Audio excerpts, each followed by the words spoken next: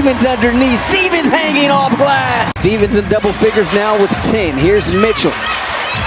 Over to Howard, looking high, low, has a ball. Stand-up comedian Whitney Cummings, known for her quick wit, unfiltered humor, and a knack for turning awkward honesty into comedic gold, recently made headlines when she openly admitted to having a harmless but very public crush on Indiana Fever star Caitlin Clark, a confession she delivered in the most Whitney Cummings way possible, with equal parts sarcasm, flair, and commitment to the bit. The occasion for this revelation was the 2025 SPI Awards in Los Angeles, a night dedicated to honoring the biggest names and most jaw-dropping performances in the world of sports. But for Cummings, it was apparently less about trophies and more about the prospect of finally meeting the woman she calls the face of the WNBA. In a playful, self-deprecating post on Twitter, or X, as the platform is now stubbornly branded, she jokingly apologized to her boyfriend, controversial pro skateboarder Chris Cobra Cole, for her giddy fondness for Clark, quipping that the only reason she was even showing up to the ESPS was to see the record-breaking rookie in person, and she didn't just say it. She committed to the bit so fully that her wardrobe choice for the night became part of the joke, a shimmering, netted dress intentionally styled to mimic a basketball hoop, as if to silently signal, "I'm ready, pass me the ball." Unfortunately for Cummings, her evening started on a flat note when she discovered that Clark was nowhere in the building. The Fever star was hundreds of miles away in Connecticut, suiting up for a WNBA showdown against the Sun, a game that tipped off the very same night. Clark's absence wasn't just bad luck for Cummings, it was also a reminder of the reality of professional sports schedules, especially for athletes in the middle of a grueling season. While A-listers in sports and entertainment were walking the red carpet in Hollywood, Clark was on the hardwood, focused on her team's playoff push, further cementing her reputation as a competitor who puts the game first, even when award season comes calling. To add to the bittersweetness of the evening, Clark had been nominated for 2 prestigious SPI Awards, Best Record-Breaking Performance, foreshadowing the NCAA all-time scoring record during her Iowa Hawkeyes career, and Best WNBA Player, recognizing her meteoric rise during her rookie season with the Fever. The first category was a tough loss, as the honor went to NHL legend Alexander Ovechkin, who had broken Wayne Gretzky's all-time goals record in a feat that shook the hockey world. But Clark didn't walk away empty-handed. She took home the Best WNBA Player award, further solidifying her standing as the league's most celebrated and marketable star. For fans, it was a testament to just how far she's come in such a short time. From dominating college basketball in Iowa to becoming the centerpiece of the Fever's rebuilding efforts, Clark's trajectory has been nothing short of meteoric, drawing sellout crowds, breaking viewership records, and turning WNBA games into must-see events. For Whitney Cummings, though, the night became more about embracing the absurdity of celebrity crush culture. She pivoted gracefully from her initial mission, making the rounds at the ceremony, cheering for friends in the comedy world like host Shane Gillis, and still managing to turn her disappointment into material for social media laughs. In true Cummings style, her tweets were layered, part fangirl confession, part roast of her own expectations, part subtle flex that she was in the same room as sports royalty, even if her personal MVP was stuck playing an away game. Her fans ate it up, not just because it was funny, but because it was so relatable. Who among us hasn't hyped ourselves up for a moment, only for reality to throw a full-court press on our plans? And in the end, the whole episode became a lighthearted crossover between comedy and sports culture, a reminder that Caitlin Clark's influence extends far beyond the court. When comedians are styling their award show looks to honor you, when celebrities in other industries are publicly admitting they'd rearrange their social calendars just to meet you, that's a sign you're not just a player, you're a cultural moment. Cummings may not have gotten her courtside level interaction that night, but her playful pursuit of Clark added yet another quirky, human chapter to the Fever star's growing legend, showing that even in a season full of milestones, stats, and high-stakes games, there's room for the kind of silly, harmless celebrity crush story that keeps fans and Twitter timelines buzzing. The hub, run the offense through here. The aforementioned Cunningham matches Jackson with the triple of her own. It's a trigger, it's going in. Pick and pop. Caitlin Clark's 2025 season has been one of the most fascinating stories in sports. A roller coaster of record-breaking highs, injury frustrations, off-court cultural moments, and the kind of media attention that most professional athletes can only dream of, and it all seemed to converge this week in a mix of triumph, absence, an ongoing conversation. At the 2025 SPI Awards, Clark made headlines without even being there, as she was named Best WNBA Player, beating out some of the league's most dominant and established stars, A'ja Wilson of the powerhouse Las Vegas Aces, Breanna Stewart of the championship-contending New York Liberty, and Napisa Collier of the surging Minnesota Lynx.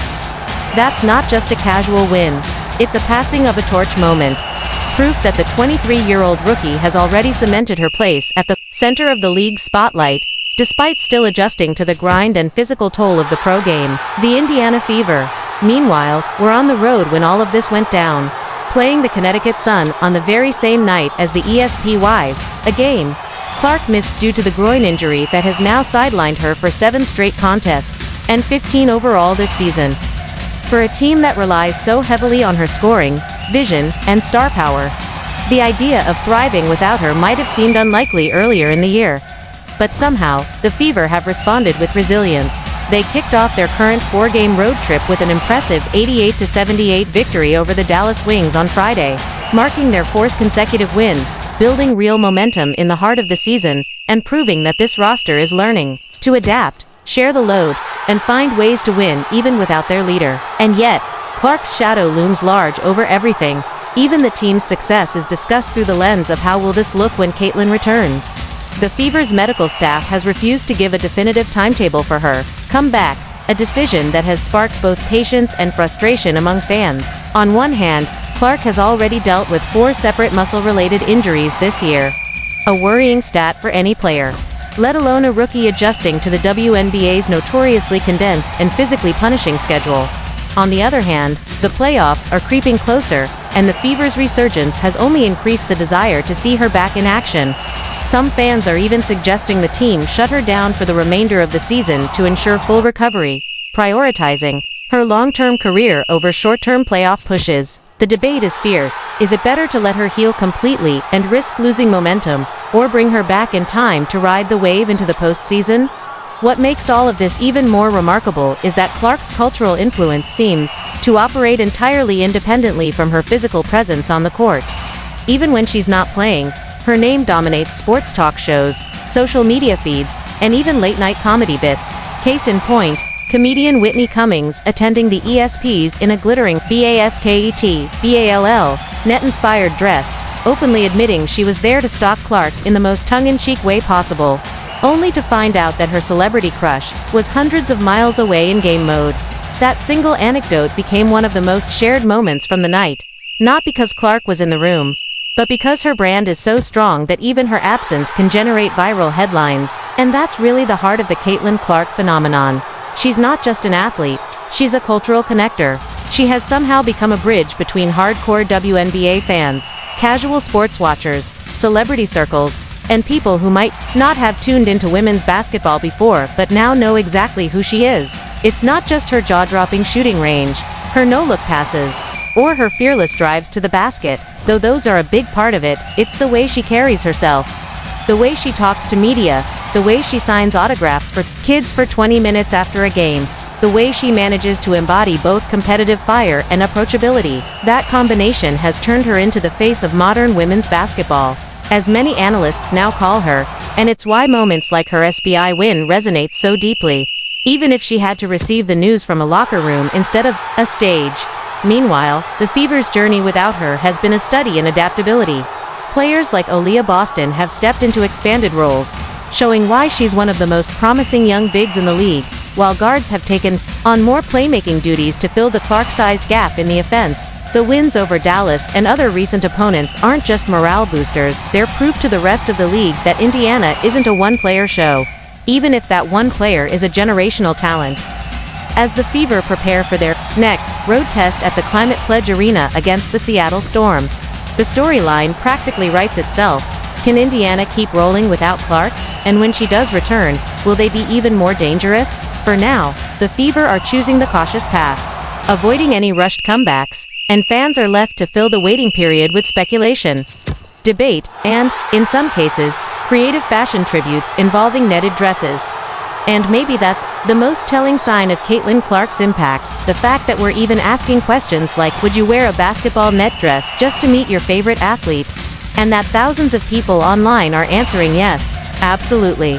Whether you're following the box scores, the injury reports, or the pop culture crossovers, the Caitlin Clark effect is unavoidable. She's the rookie who beat out MVP-caliber veterans for the league's highest individual honor. The injured star whose absence hasn't dimmed her influence, the competitor who puts team over personal spotlight, and the public figure whose name is said just as often on sports talk radio as it is in celebrity gossip columns. And if all of this is happening before she's even completed her first professional season, it's hard not to wonder, what will it look like when she's fully healthy, deep in the playoffs, and maybe even standing on that SPI stage next year, net dress in the audience and all.